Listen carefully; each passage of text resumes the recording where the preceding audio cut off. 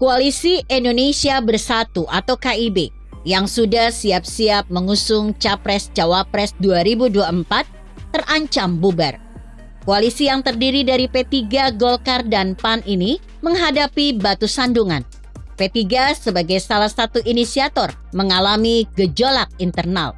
Suharto Monoarfa dipecat sebagai Ketua Umum atau Ketum oleh Majelis Kehormatan Partai, lalu diganti oleh Ketum PLT Muhammad Mardiono yang sebelumnya menjabat sebagai MPP P3. Pemecatan dan penggantian Monoarfa dilakukan melalui Forum Mukernas di Serang, Banten, 4 September 2022. Jika kasus internal P3 berkepanjangan tak kunjung kelar, jelas merupakan masalah tersendiri bagi KIB. Apalagi kalau ketua baru Pak Mardiono tak sudi melirik KIB, alias beda sikap dibanding Monoarfa. Bisa kocar-kacir itu KIB. Mengapa? Sebab terpenuhinya presidensial threshold sebagai syarat bisa mengajukan capres-cawapres ke KPU mutlak tergantung suara P3. Hanya bermodalkan Golkar dan PAN pasti ditolak oleh KPU. P3 memang lagi apes. Sudah berjalan normal dan minim gunjingan selepas kasus mantan ketum Roma Hurmusi alias Romi yang sempat pindah tidur ke tahanan KPK. Tiba-tiba partai berlambang Ka'bah ini terkena badai. Gara-garanya, ketum setelah Romi, Pak Monoarfa, kesleo lidah saat bicara pada pembekalan anti korupsi politik cerdas berintegrasi di gedung KPK 15 Agustus lalu. Monoarfa salah menyinggung soal amplop kiai.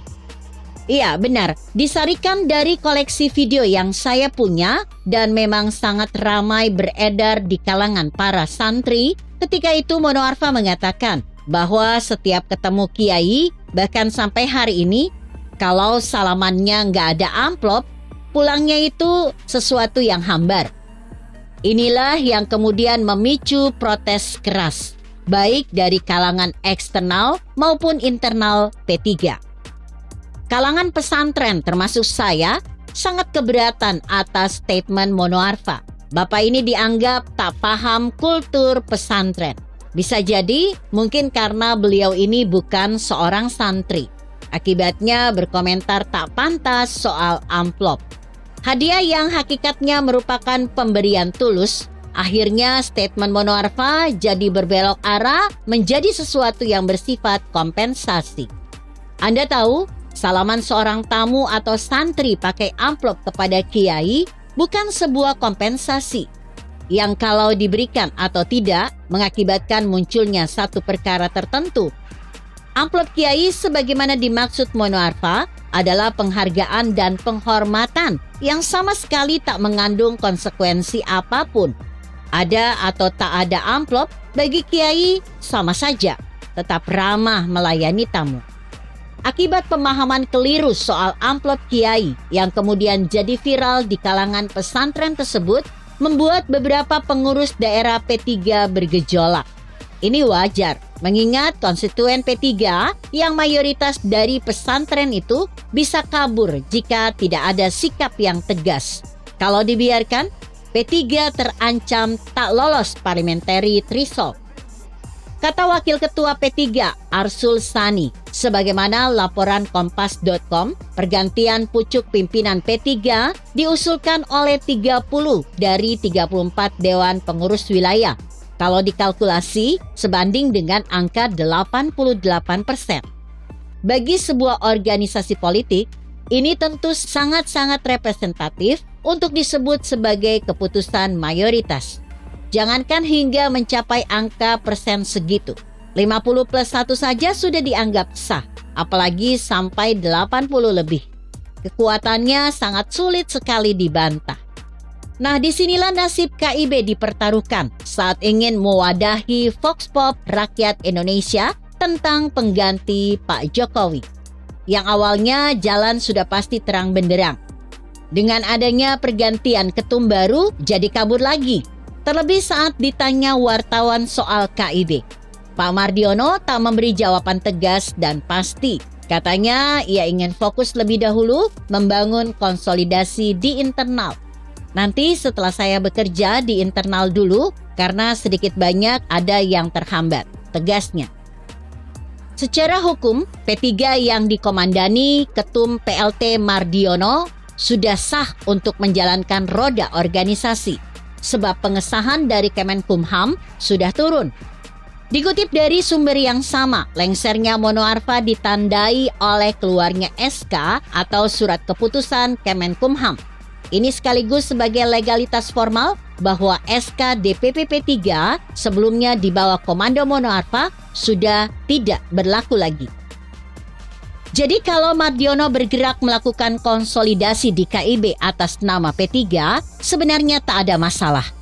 Kelak pun jika Ketum PLT ini hendak tanda tangan mengajukan Capres-Cawapres bersama Ketum Golkar, Erlangga Hartarto, dan Ketum PAN, Zulkifli Hasan, juga sah dan pasti diterima oleh KPU. Maka menjadi pertanyaan, sudah punya legalitas sekuat itu, kok masih enggan menyambangi KIB? Hanya karena alasan memperbaiki soliditas internal P3. Pertanyaannya, bukankah pilihan P3 gabung ke KIB sudah diputuskan sejak zaman Mono Arfa tak ada protes dari kader internal? Atau jangan-jangan sesungguhnya ada kondisi terbalik yang selama ini disembunyikan atau tak disampaikan secara terbuka oleh P3 ke publik, bahwa gabung ke KIB adalah keputusan sepihak Mono Arfa dan bukan kehendak mayoritas kader. Memang benar ada pernyataan Arsul Sani yang sempat singgung soal KIB. Masih dikutip dari sumber yang sama, kata Arsul memastikan bahwa pergantian tersebut tidak akan mempengaruhi posisi P3 dalam KIB. Cuma bagaimanapun, apa yang disampaikan Arsul ini tetap bergantung pada kewenangan Mardiono selaku PLT Ketum dan keputusan hasil konsolidasi. Ingat, yang punya kewenangan legalitas berproses di KIB adalah Mardiono, bukan Arsul, kecuali ada pendelegasian. Lah, bagaimana nanti jika Mardiono tak mau melakukan itu dan punya keputusan lain, emoh masuk KIB? Bagaimana pula jika ternyata nanti kalangan internal P3 setelah dilakukan konsolidasi internal juga tak mau merapat ke KIB? Jawab atas dua pertanyaan ini memang harus kita tunggu perkembangan berikutnya. Namun untuk sementara ini cukup membuat anggota koalisi macam Golkar, PAN, dan Capres-Cawapres yang hendak memanfaatkan KIB sebagai kendaraan politik pusing 7 keliling. Begitu kira-kira. Artikel ini ditulis Zabidi Mutiullah yang disadur dari Kompasiana.com dengan judul P3 bergejolak, KIB tersedak. Bagaimana menurut Anda? Jika Anda berpendapat lain, tuliskan komentar Anda di bawah ini. Saya Emma, Karisma 90.